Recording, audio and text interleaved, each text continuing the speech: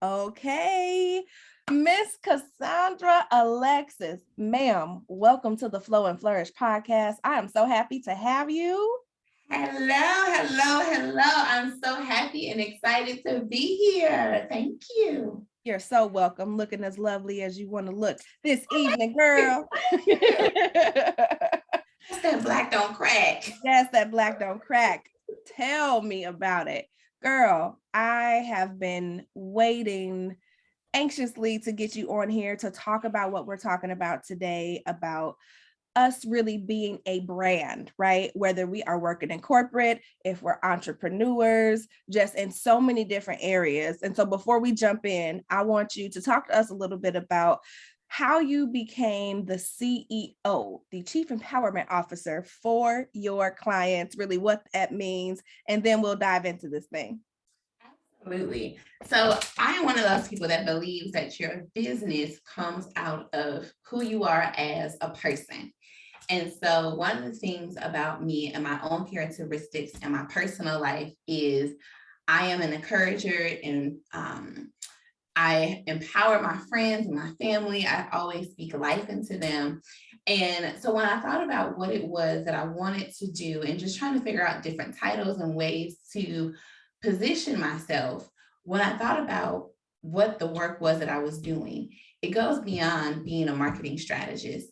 And teaching you how to become marketing savvy. It's also giving you the confidence to believe in your ability to do the things necessary to build your business, to execute on those marketing strategies that we develop. And I have this mindset that you should live your life as a business. And so if you are living your life as a business, and if you are the CEO of your business, well, just like corporations have chief empowerment officers, what I do is empower my clients. So I'll be your chief empowerment officer. Come on now.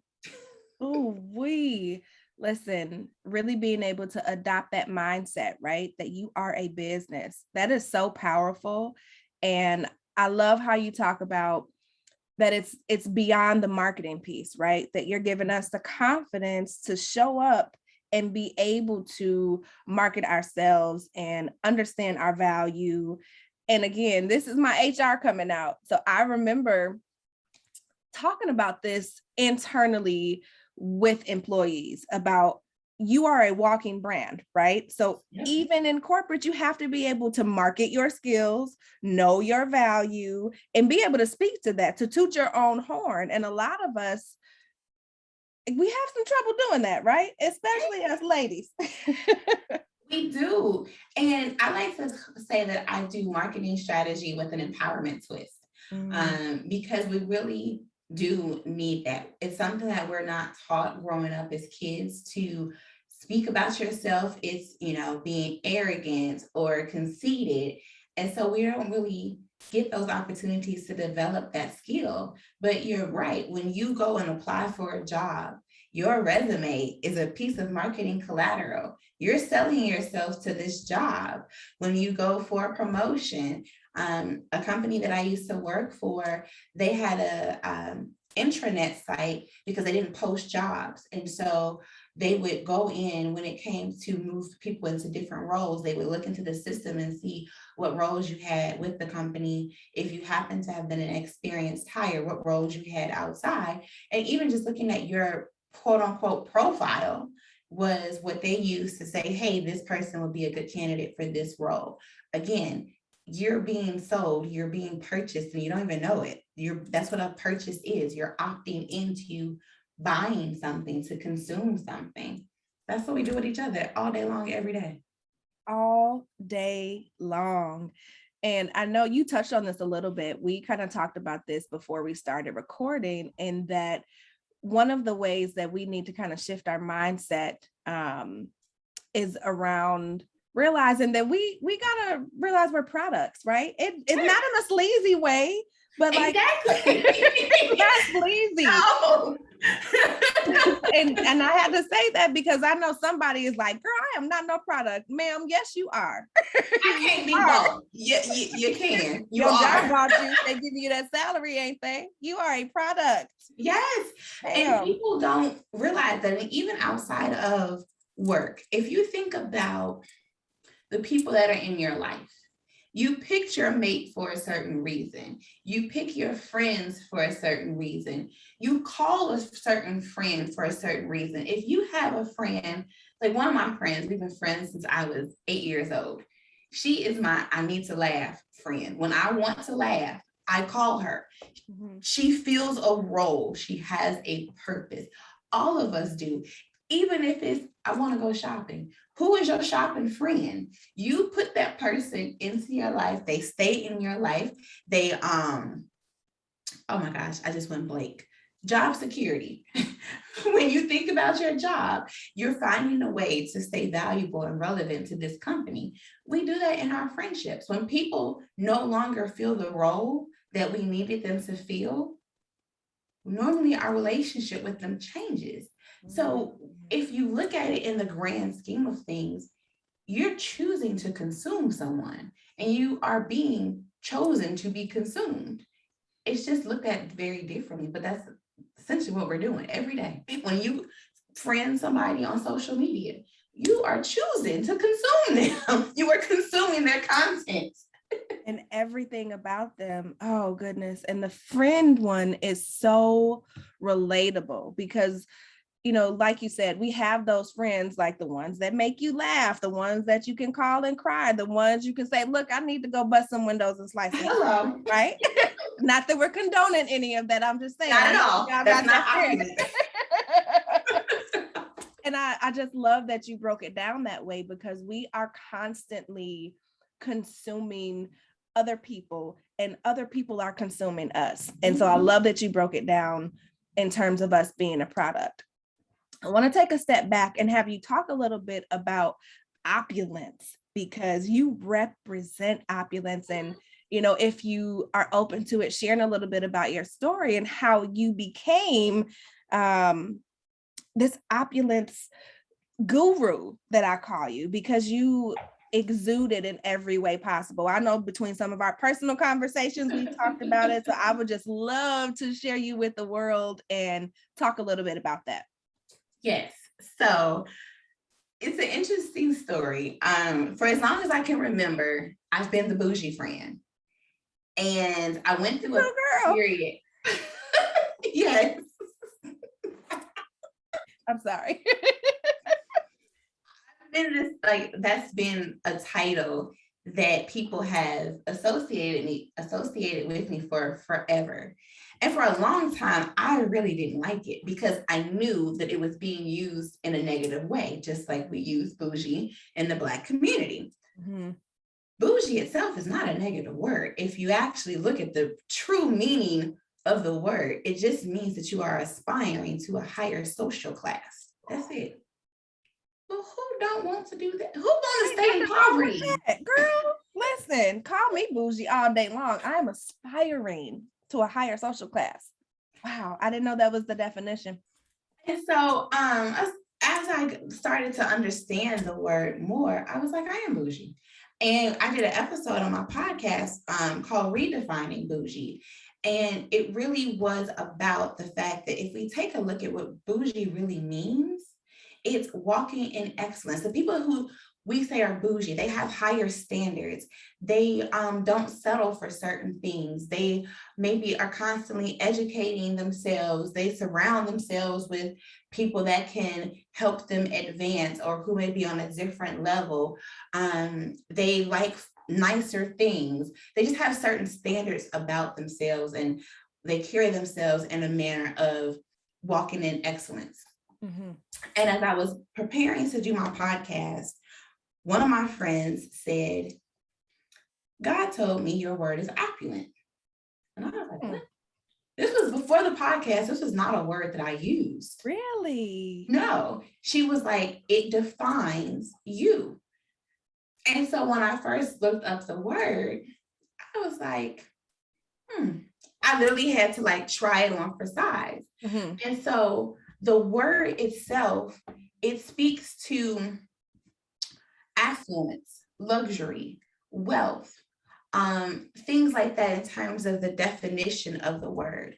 Mm-hmm. I looked at it as luxury to one person is different than someone else.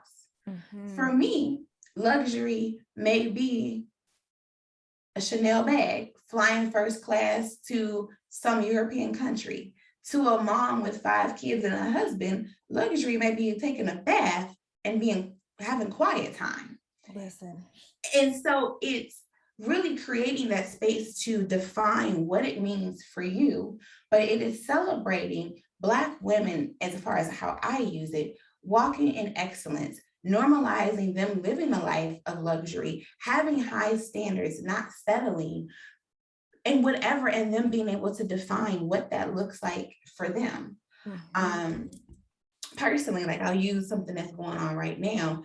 There's been a lot of talk about Monique and her commentary on wearing bonnets and their house shoes in the airport. And part of the way that I carry myself, part of what I view as my opulence comes from the way that I was raised. We go back to being a brand. When you step outside your house, you are being categorized as something. Yep. Now you can say, all day long, hey, we shouldn't be stereotyped, but we are. It happens whether we like it or not. Exactly. We do it to everybody else. Oh, girl, look at her. She thinks she all of that. What did you just do to her? Yep. Consciously and even unconsciously, right? Like We're judging. We judgy people. Judgy people. And so for me, I believe in carrying myself a certain way, both in how I represent myself physically, how I interact with people. I'm always putting myself and my best foot forward. I have high goals for myself, for those that are around me. And it's just, really aspiring to another level. So that's kind of a long answer about what it is and a little bit about my journey, how I got here and what it means. It was important to me to not make it all about money because it's not, to me, about the money. And so I wanted to find a way to define it in a way that it allowed it to be a financial component. That's part of the grandness that comes with opulence. It's over the top, it's grand. And you can't do that without money. It costs some things. Exactly. It costs some things, but also recognizing that wealth comes in other forms. Being healthy, mentally, physically, emotionally, and that comes with being able to not ask for permission and create your own tables. Have the freedom to be who you want to be, who you were intended to be, and not be put into a box that society says you have to fit in.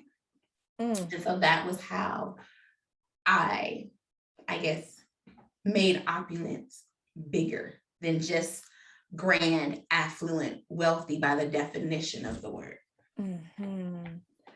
I love all of that, and so many things swirling around in my brain, so I'm trying to pick one.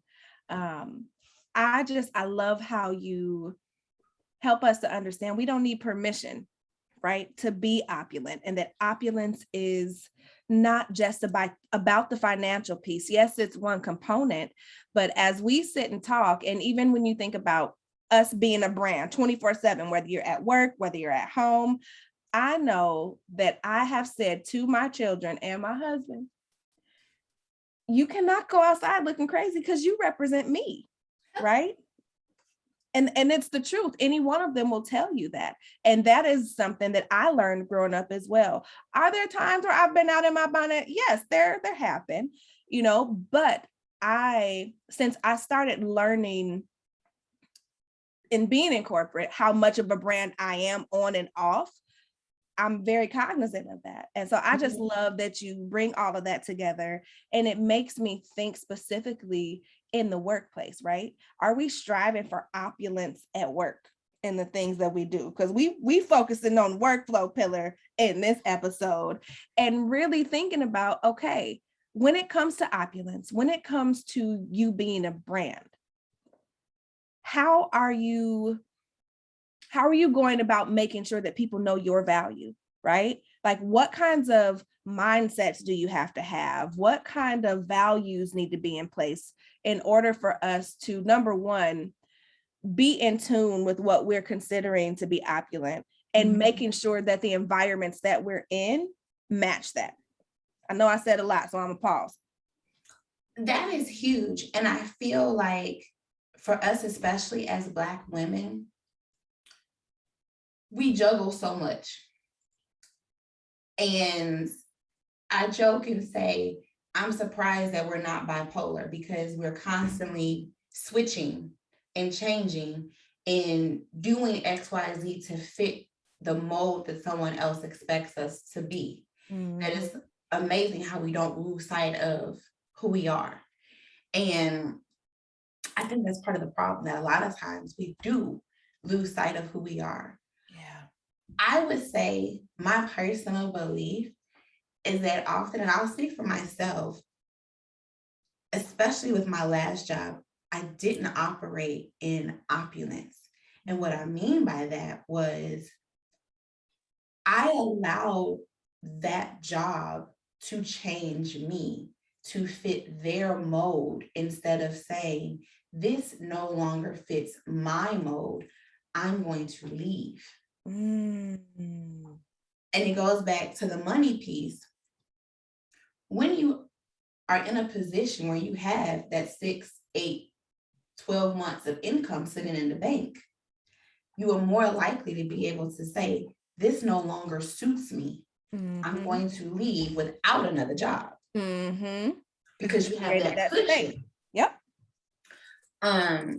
But we often don't have that. So oftentimes we come in late, we come in early, we leave late, we work through lunch, we're stressed out, we take on projects that we know we're not interested in, we take on things that we know are not projects or roles that we know are not aligned to us, because we feel like we have to, like we can't say no.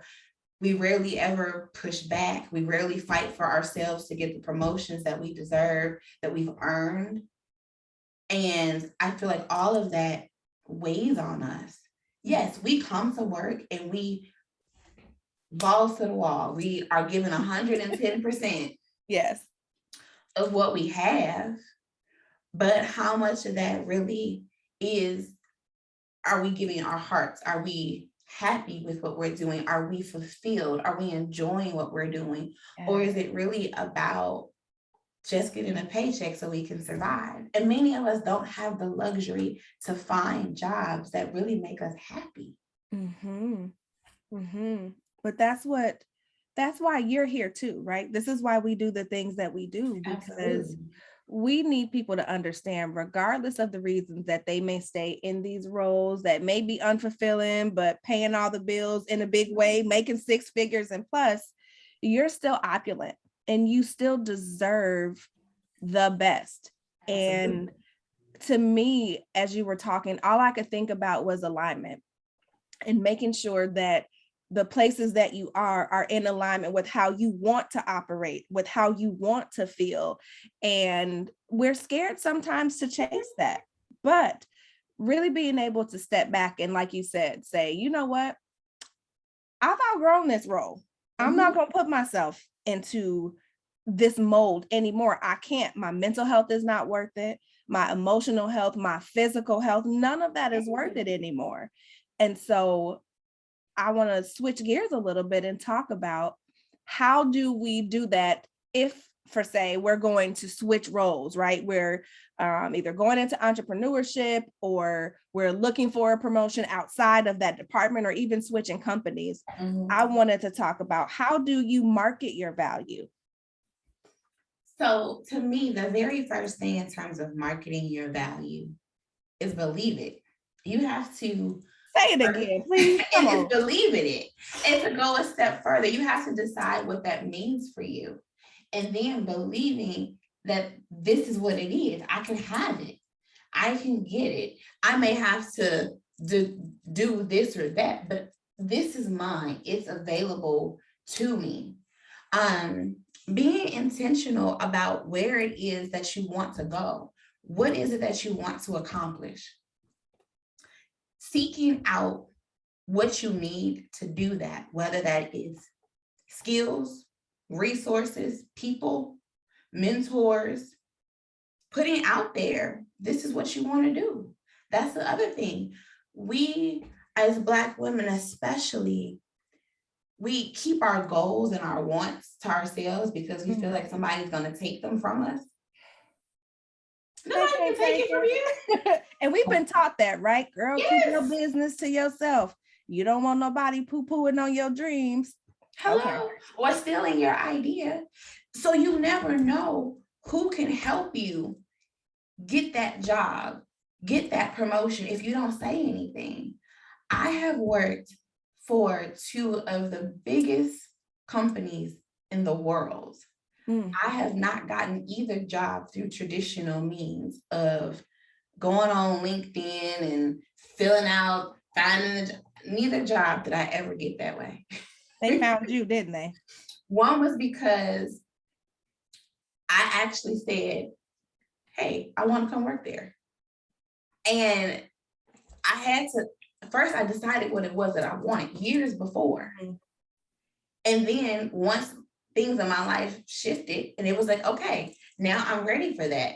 I called someone that I had a connection with. She was actually, she called on me. I was one of her clients and I started talking to her about it. In the meantime, I had been positioning myself all along. So by the time I got ready to say, I want to work here, I had already proven myself that I was capable of doing the job and the work that I had before and working with them. I had been intentional in what it was that I was doing. I showcased my skills, my talents, what I was able to offer and bring. That created the opportunity. Then I had to say something. Yeah. I think those are really important things in marketing your value outside of the traditional marketing of a business. But if you even look at it from that standpoint, you have to, when you market something, you create awareness, you showcase the benefits, what it can do, you show how it solves a problem that the audience has. You know, tell them about it. You're saying so much. You position the product or the service in the place where the people you want to buy it is. You have to position yourself in that place. You can take that and you can apply it to, let's say, dating. First, you got to decide what it is you want, what type of mate you want. First, you got to decide you want to meet. Then you got to decide what type of mate you want. Then you got to believe that you can get him or her. Position yourself. You can't sit at home and hope that he just rings your doorbell. Hey, boo, I've been looking for you. That's not how this works. You may need to run if he do that because he's a cracker. Just a little bit, just a smidge. You know, telling God what you want, speaking on it. Similar steps. Yeah. Positioning yourself and being ready. You can't sit there all of a sudden, wake up, I'm a wife. It's a whole lot to go into being a wife. And he's just about cooking, cleaning, and sleeping with him. It's so much, and just, again, so many different things coming up for me that I wanted to ask you how it ties into capacity, but you have really already answered that, because it's about making room, right? Making room for what you say that you want. Before you can make room, though, you got to be clear about what it is that you want.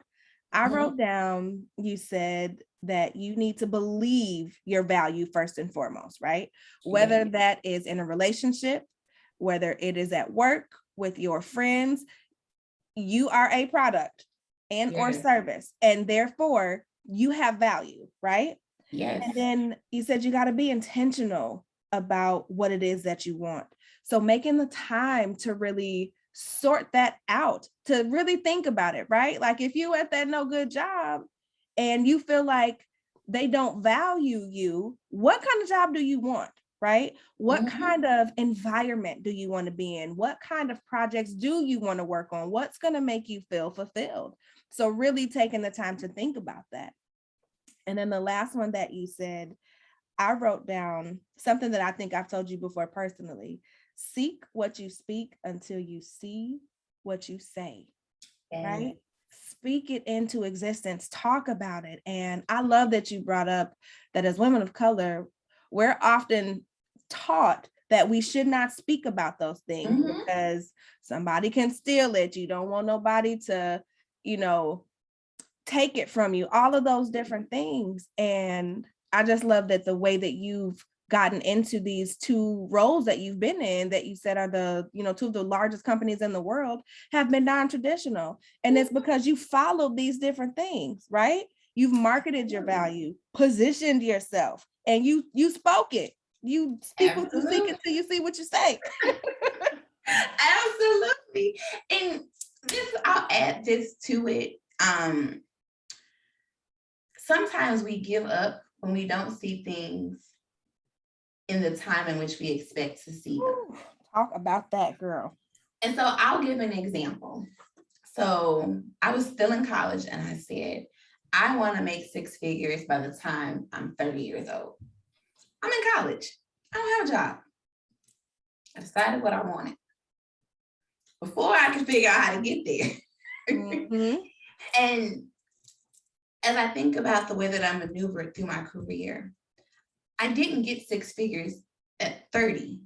I got six figures at 32 in 1 month. You know the 1 month, of course. I said 30, I made 32, 1 month and 4 hours. No, that's good. So, okay, it took me a little bit longer, but can I tell you, did I care? No. Because you got your six figures. And I'm sorry, to make six figures at 32 years old, it's some 55-year-olds that ain't made six figures. And so, but I didn't lose sight of, this is what my dream is. This is what I want, and so I kept working towards it. And so that's something else, just whether it's losing weight or anything, sometimes dating, sometimes we give up when we don't see it happening in the time in which we want it to happen. And that doesn't mean that it's not going to happen. It doesn't mean that it's not on its way. Keep doing what it is you're doing. We don't have fairy wands. We don't have wands, and we're not fairy godmothers. We can't just sprinkle pixie dust on it and it happen. So that's just one thing that I wanted to throw out and to remind people, especially if you're an entrepreneur, because it's real easy to sit down and you come up with your vision board and you come up with your goal and you work hard and you don't see the fruits of your labor right at that time. It's not working. It's keep going. It will happen. Just keep going. I love it because it ties back to two things that you said. Number one, knowing your value, right? And understanding that what you bring to the table is more than enough, right? Whether it's at work, in these relationships, in friendships, all of those different things. And I love the example you used about wanting to make six figures by 30. You believed in that thing, right? You believed it wholeheartedly from the top of your head to the bottom of your feet, and you work towards it. And I believe that having sight of your value and what you bring to the table and combining that with your strong belief of what you can accomplish, what you want to accomplish, is what carries you over to the finish line when it feels like things ain't happening enough, especially in an instant society, right? Social media got us tripping. Amazon Prime got us tripping, okay? It takes time, effort, energy, patience, but most importantly, that belief. I love it. Ooh, listen. It does. It's all of that. And as you were saying that, I was about to say something, I lost my train of thought. I should have wrote it down. It's okay, girl. Oh, shucks. I'll see if it comes back to me. Okay. But it was alongside of what you were just saying. That that's what it was. I wanted to elaborate also on why it's important, on top of what you just said with marketing your value, when you do that, when you understand your value, it also allows you to know what to say no to that doesn't align to it. So sometimes you may have to go back to go forward, but it allows you to say, is this back step going to enable me to go forward, or is this a back step that's going to send me back further? And so being aware and in alignment to that, it allows you to really be intentional and say, no, this doesn't work for me. I'm not okay with this. And you may be called bougie, a snob. Okay, and that's fine. I'll be that. And then some, but I'm in alignment. I'm not going to settle for nothing. Oh, I love that you say you may sometimes have to go backward to go forward. And I think that we too lose sight of that, right? We're looking at it as a fail. Like, I don't want to go backwards. But if it's going to propel you on the path that you're aiming for, it's like a slingshot. You step back and you spring forward. So I love that example. Come on now. And I like to define failure. I have to bring in little hometown here. Come on now. Being from Chicago, I love Michael. Chi-town in the house, y'all. Listen, I'm too yes. Michael is the GOAT. Sorry, y'all, LeBron fans. No, Michael. But I love his story and his journey to basketball. If people don't know, when he was younger, he actually got cut from his basketball team. Yes. Nobody knows, no one cares, because whether you believe he's truly the greatest, no one will say he's not among the greatest. And to me, failure is only defined if you quit. If you keep going, it's not a failure. It was a learning opportunity. Yes. It's only a failure when you quit. And let me define that further. There is a difference in saying this no longer works for me. I no longer want this. That's not a failure because you decided it doesn't work for you. It's not what you want. So if you keep doing it, then you're out of alignment. But if you say, I no longer desire this, and you're truly saying it, not because you're just trying to hide, that's different. Because you don't want to do the work. Right. That's different. Call it what it is. But as long as you keep going, whether that takes you 1 time, 5 times, 10 times, it's not a failure. All of those instances were opportunities that prepared you and made you ready for when you finally do get it, whether it's solving a problem, whether it's losing weight, a job, making a certain amount of money, relationships, whatever. Just keep going. It's only when you stop do you make it a failure. Man, this is so good.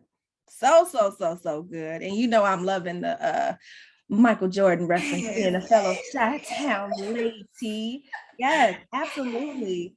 And I love how you summarize that our value shows up in so many different areas of us being a brand, right? Not just at work, not just in our relationships, with other people, even us understanding our own unique value, right?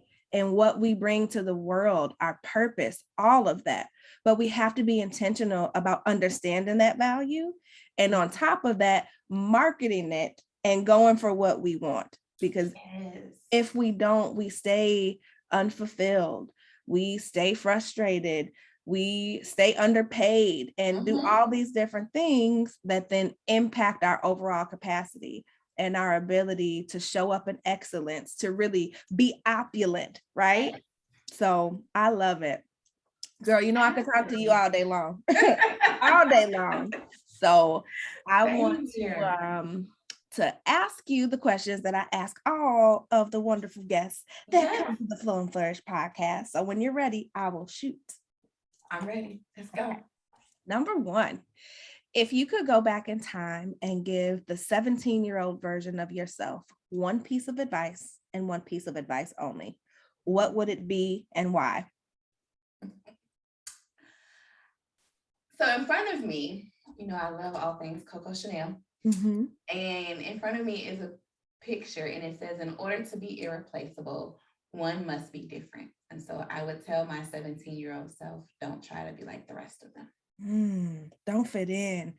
Nobody said that. I love that. Woo, come on, Coco Chanel. That's what I did. I tried for so long to fit in and to be in this mode that everybody thought that I should be, that society thought that I should be. Yeah. And at 17, that's when we're trying to do that, right? We want to do what our friends are doing. We want to, be like everybody else. And so I love that you would tell her, hey, it's okay to stand out. Be your own person. You have to be different. Like, it's okay. I need you to be.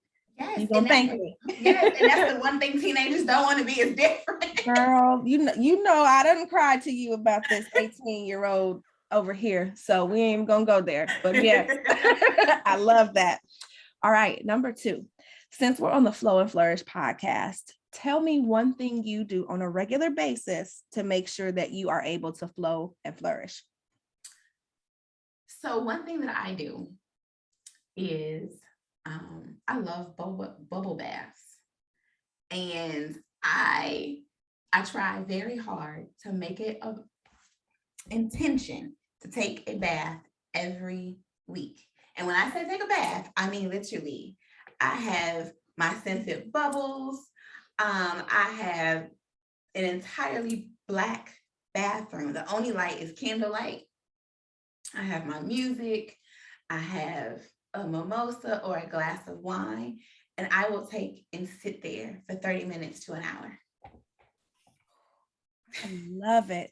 Girl, I knew we were friends for a reason, because I don't take just no regular bath. If I'm going to take a bath, I think I talked about this yesterday. I got rose petals, I got candles, yes. I have scented bubbles, bath salts, lavender oil, yes. Music, a glass of wine. I forgot the bath salts. Yes. Oh, and that is so good. And it's so soothing. So I love that. So listen, y'all, if you don't take like an extravagant bath at least once a week, I'm gonna need y'all to do that, because I know it helps me to flow and flourish. And I was never like, I used to just be a shower girl, but I ain't got time to take no bath. That was me. Hello? But now I've even discovered I have gotten some of my best ideas taking a bath. Yes. And it's almost like when I stop and I just am and I sit, I'm able to receive. I done cried, prayed, everything else. Girl, because it's serenity. You've created this safe space for you to just literally let go and let everything go down the drain, right? Yeah. So I love it. Ooh, I know somebody gonna be like, okay, so rose petals. Listen, yes. And if you really want to flow and flourish, normally I take a bath on Sundays, but if you really want to do it, take a bath in the middle of the day, on like a random weekday if you can. And if you can't because you're at work, do it like a Saturday morning.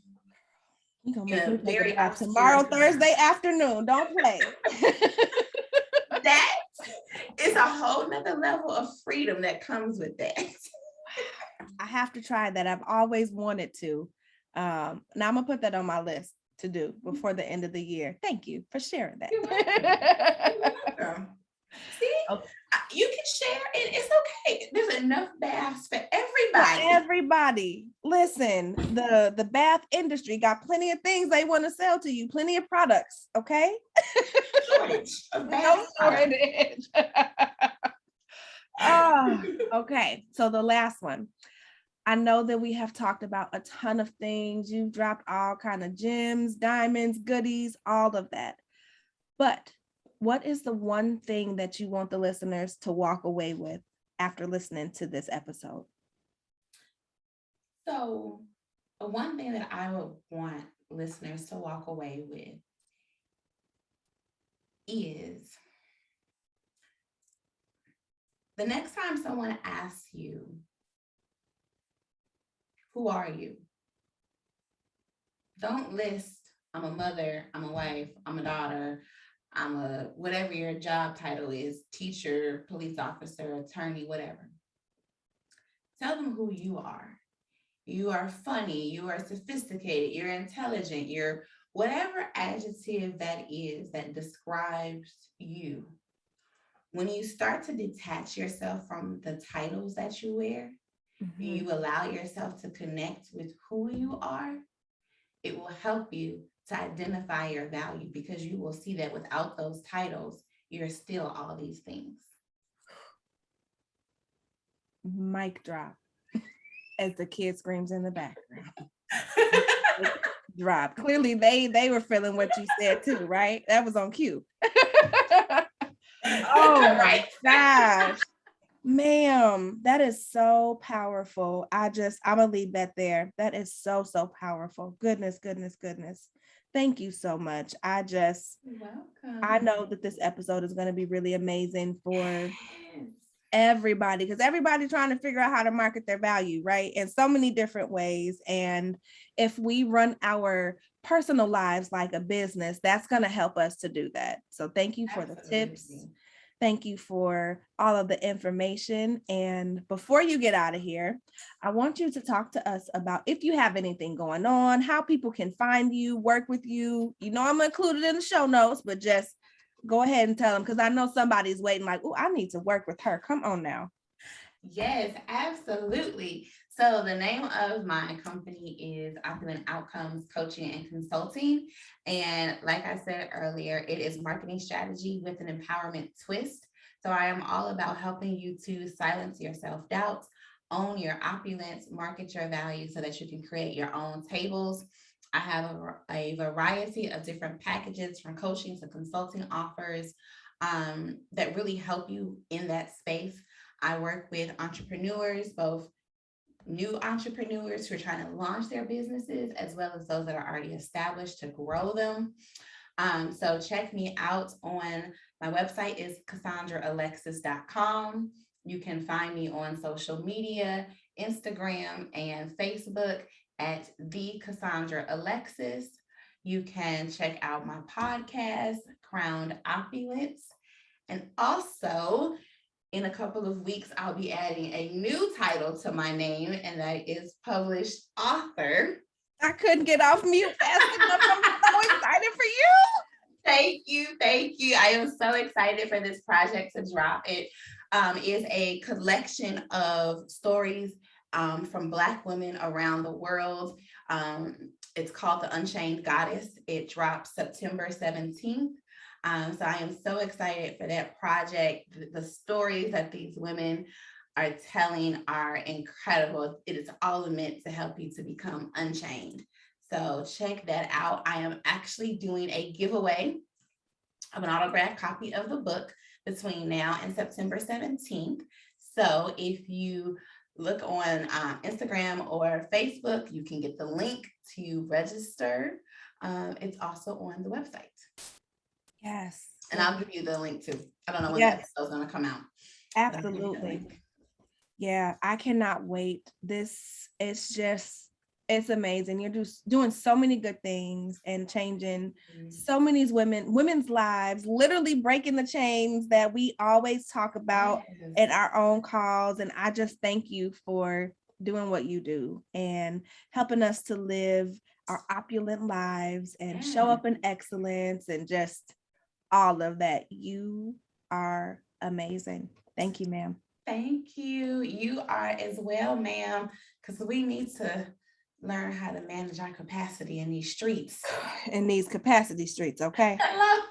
These overwhelming, overcrowded streets. Ooh, ain't they though?